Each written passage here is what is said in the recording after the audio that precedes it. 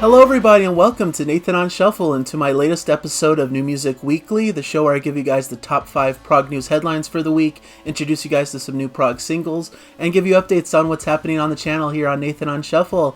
It's February 16th, 2024, and it ended up being a pretty good week of news. A lot of news especially coming out today that I wanted to get into, so there's a lot to cover, so I'm excited to dive in. Hopefully you guys are enjoying these shows. Let me know in the comments, give me a like, subscribe if you haven't yet. All of that stuff is well appreciated and helps the channel grow. So thank you everybody for your support. It's been really wonderful, and let's dive into the news items. So prog headline number 1 is the new releases for the week, and there's quite a few of different interesting new releases. The top one in my mind in the prog realm is Steve Hackett's new album, The Circus and the Night Whale, which I covered in review this past week. So if you're interested in what it might sound like and if you might be interested in it, you could check out my review. But I'm sure many of you are already fans of Steve Hackett, already planning or have already checked it out. It's a really great concept album from him, one of his best in recent memory. I think he's done an excellent job on it and really showcases a lot of his talent on the guitar, and it's just a beautiful record, so really recommended for fans of progressive rock, old and new. There's also an album from Ihsahn, his self-titled record. This is black, dark, progressive metal music, but I've heard from a lot of my contemporaries and fellow reviewers that this is a really excellent album. Not really my thing because I'm not into the heavier stuff. I don't really care for the harsher, growling vocals, but if you're into that kind of stuff, this is a really good record to check out with an interesting, it's like there's two different discs to it. One's more orchestral and one's more that like progressive death metal that they're known for. So really interesting experiment and something to check out if you're into the more aggressive, extreme prog metal stuff. The Aristocrats came out with their record Duck. This is an instrumental trio who plays kind of a proggy fusion kind of stuff. This is 3 notable musicians in the prog scene. You've got guitarist Guthrie Govan, who's played with, of course, Steven Wilson, amongst many others. Brian Beller on bass, who's been around the scene, and Marco Menemen on drums, who's one of the most premier prog drummers out there. So definitely a powerhouse lineup of prog talent. This is a concept record of sorts that should be funny and quirky, as is their typical style. Really great stuff that should be fun to check out. I believe it's up on their Bandcamp now. I haven't seen it on streaming quite yet. Don't know if it's coming later on streaming or if they're just keeping it up on their Bandcamp and for sale on their own separately, but we'll see. But for those who want to check it out, it's definitely available out there on their Bandcamp page and other sources, so should be a cool one to check out. The Aristocrats and their album Duck. And then also Einar Solberg, the lead frontman of Leprous, has come out with an interesting album, The Congregation Acoustic, which is acoustic versions of the Leprous album, The Congregation. I believe done in a live setting with, Einar, his incredible vocal range at a piano playing these tunes. Interesting, different interpretations. So if you're into that sort of thing, that could be another good release, a good release from Inside Out Records there. Speaking of big, good releases coming out, item number 2, Transatlantic 2022 Morsefest release has been announced. Of course, Transatlantic is one of the premier prog supergroups who did a big, massive tour over their latest album, which was The Absolute Universe, a big, sprawling double disc album that had several different versions to it. It had a single disc version done by Neil, double disc version done by Roina, essentially, and a big ultimate edition with, the 5.1 Blu-ray kind of sound. But here they're presenting their Morsefest performance, where they performed across 2 nights at the Morsefest festival and played the Whirlwind in its entirety in one night and played the Absolute Universe on the other night in its entirety, and then a smattering of other kind of rare pieces from Transatlantic's catalog. So a really cool set to check out, and something for fans of Transatlantic that can't be passed up. And it's in a huge mammoth art book set with 5 CDs and 2 Blu-rays, so you get this whole 4.5 hour musical experience on CD and Blu-ray, and so it's fairly pricey, but you get a lot for that money. You get a huge package of a lot of different music, spanning Transatlantic's whole career. So, and it's basically their swan song, in a way. The band has basically teased that they're kind of done as a band, most likely. They may reunite in some spectacular fashion down the road, but I think they all realize they're getting a bit older in years, and that the likelihood of them reconvening is probably slim. So this could be the last major release for Transatlantic. So it's notable in that fashion, and the band is really pushing and promoting it and really excited about it, and we'll have a track from it in the Prog singles list, which I'll get to in a little bit of time here, but definitely a must-have for fans of Transatlantic and Neil Morse and Mike Portnoy and Roy Stolt and Peter Wavas and all of their various projects. Just something to really look forward to as a fan. I know I'll be pre-ordering, as is probably obvious to many of you. Number 3, another big set to look forward to from classic progressive rock artist Carl Palmer, from Emerson, Lake and Palmer, releasing a career-spanning Fanfare for the Common Man box set in April.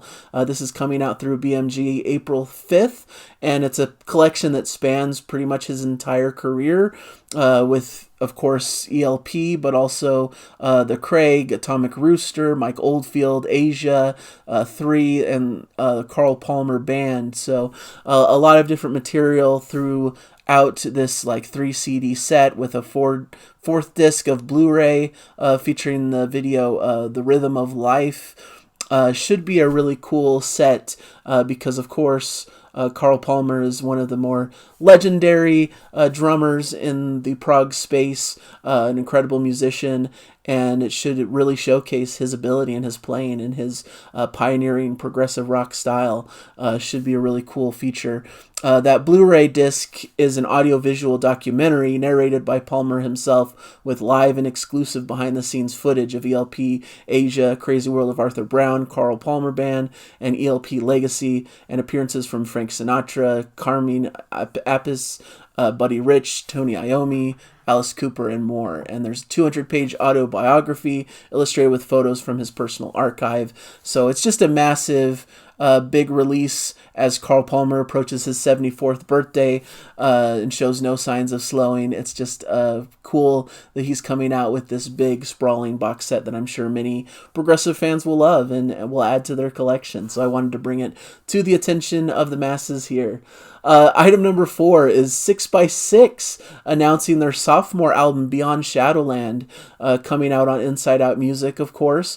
This is a progressive power trio that consists of Ian Crichton, Nigel Glockler, and Robert Barry. And their album will be coming out on April 26, 2024.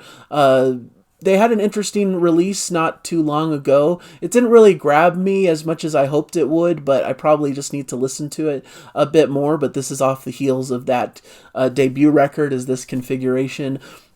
Some notable members here who've been in the prog and music space, of course, but they have a new single out that I'll mention in the prog singles list called The Arms of a Word, to kind of give a feeling for what the album might sound like. Sounds pretty good to my ears. I think there's some really good stuff in there, some great cool rock music being played, so definitely something to recommend.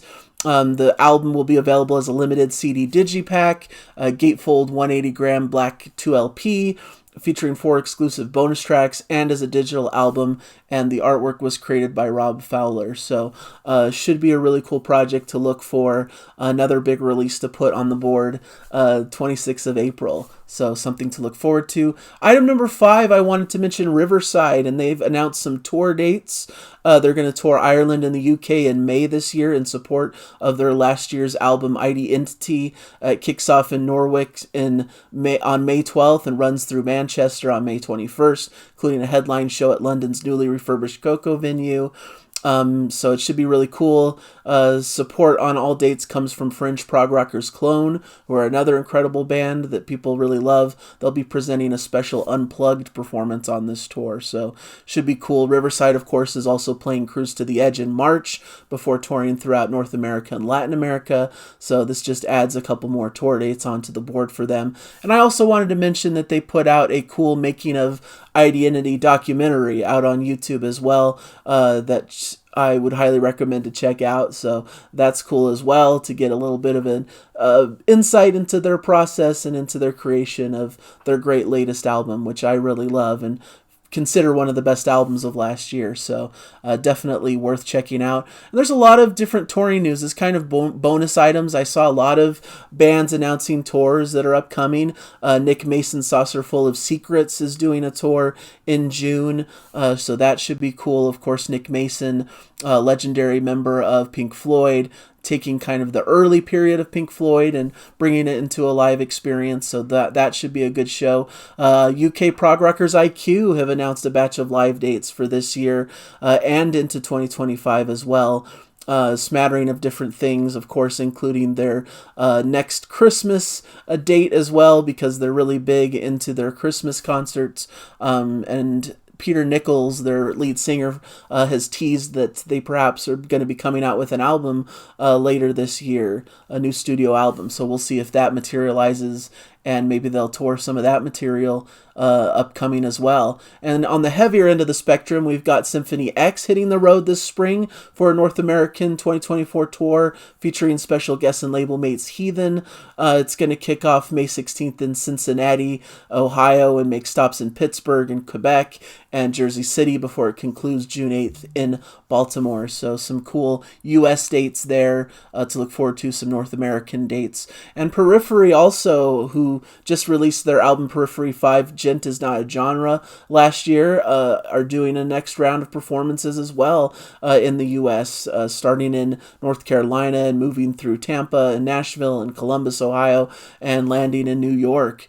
So it should be cool. Idola and Periphery guitarist Jake Bowen, who's going to be performing music from his solo albums, are opening on this tour. So it should be an interesting experience. So there's some interesting touring happening. If you happen to be in those areas and want to check out some cool prog music, there's those options available to you. And on the prog singles list, of course, the number one item I had to put on the board here is Big Big Train's Love is the Light, which is coming up on their new album, The Likes of Us, coming out March 1st, that I'm going to be featuring fairly heavily on the channel. A wonderful, beautiful album that I can't wait to talk more about. And this is a beautiful cut from it. More of the ballad of the album, you know, a bit more of a lighter fare here, but I think it was very fitting to release it on Valentine's Day because it has that special spirit about it and a loving vibe that I think works well for the Valentine's Day holiday. So definitely worth checking out. A great contribution from Alberto Bravin, their newest member and lead singer, frontman. I believe he had a big hand in putting forward this track. They've played it live as well, I believe, on some of their recent tour dates last year. So nothing new to diehard fans of the group, I suppose, but a beautiful version and a beautiful video to accompany it. The Aristocrats, as I mentioned, they had a new release today. Arista Club is the track that I'm featuring that has a little cool YouTube clip to it. Kind of a 1990s dance song, but done in their like signature jazz fusion-y proggy style. So definitely unique and interesting. Like I mentioned, 6x6, they have a track, The Arms of a Word. Really cool stuff from their upcoming album, so you can check that out as well. Transatlantic has Can You Feel It from their Morsefest release coming up, so it's a brilliant live performance that gives you a flavor for that upcoming big Morsefest 2022 release. A band that I love, a bit more obscure, Exploring Birdsong, has a new track called The Collapse out, a cool single. It sounds like they're working towards a full-length debut album to release on Long Branch Records, but they've released a couple of EPs that have all been fantastic, and this is a cool little song that I recommend. It's female-fronted, great rock music, and wonderfully melodic and beautiful, and a really fun song to listen to. Almo has his track Winterhound. This is a Swedish modern prog solo artist. Upcoming album. This is going to be the big debut album. I've been listening to it. It's fantastic, but definitely on the heavier end of the spectrum. A bit of that death metal growling that you'll hear on this, but I feel like it's mixed in with good variety with different, more clean singing moments as well. But you could definitely hear that, like, Between the Buried and Me kind of influence, a little bit of Haken. Things of that nature are definitely on on the docket for this artist, and it's really fun, adventurous, cool prog metal music that I recommend. Circuline has a cool track, Tempus Horribilis, really cool, from the US prog rockers who've recruited a couple of notable new members to their lineup. Dave Bainbridge on guitar and Kairos keyboard player and singer Shelby Logan Warren are joining the group, and they're doing this kind of slow rollout of their upcoming album, which doesn't come out, I believe, until like later this year, but they're kind of showcasing little clips of what you can expect, and this is a really cool track to showcase their prog stylings. And then I found a cool new track called I Am Wrong by Midas Fall that I want to bring attention towards. Maybe more in that kind of indie prog vein, but very cool, great vocals, female vocals once again, and just really pleasant to listen to, and I really enjoyed that track, so I wanted to put it on the list. A little bit of an expanded track list, but I thought those were all worthy additions to listen to. And that's it for my prog singles list. As for the channel itself, I thought it was a really strong week for the channel. I did that review, like I mentioned, of Steve Hackett's The Circus and the Night Whale, which I really enjoyed. A really cool, compact little concept album with a lot of prog flavor, a lot of variety, and of course Steve's excellent guitar playing all on display. Check out my review, and more importantly, check out that album and let me know in the comments how you feel about it also. I did a beginner's guide to Rush, was my other video this week. I know it's a lot of like preaching to the choir. I'm not sure these videos are quite reaching the audience I hoped it would reach, but I think it's still fun for even the established fans to kind of get my perspective and weigh in on how they feel about what a beginner should do for Rush. And I noticed a lot of people bringing up like how I probably should have mentioned more about their live performances and their live albums. You know, I don't tend to focus a lot on the live material by bands, but Rush probably should have been an exception because they're just one of the best in the business, one of the most exceptional live bands that exists, you know, especially them in their prime. And they have some really notable live releases that are definitely worth checking out. So just a little coda to my video, that if you watch that one, please recognize that I do love their live albums as well and their live performances, and that's definitely a big piece of who they are and what they do. And so this week should be fun as well. I'm going to finally dive into the big Rush ranking episode. I'm going to rank their whole catalog. I'm going to try to keep it as brief as possible, but knowing me, it'll probably be a bit of an expanded video, but I'm going to spend some time on that. I've been listening carefully to their whole catalog. And I'm going to do a shorter review of the new Pineapple Thief record. It leads to this. I think it's a fantastic little record, and I want to give some spotlight to it this week. And of course, another reaction with Jana to a smaller, maybe more obscure prog classic track, perhaps, but we'll see what you think on our Prog Song Sunday this week. So should be a good week on the channel, and I hope you guys are enjoying the content. Let me know in the comments any news items I may have missed that you want to bring to my attention, or any new albums that came out this weekend that I didn't mention in my little list of albums that I was aware of that came out today. So always much appreciated. I love to hear feedback from you guys, and it's a lot of fun. So thank you guys so much, and I hopefully will catch you in future episodes. Bye everybody. Have fun out there.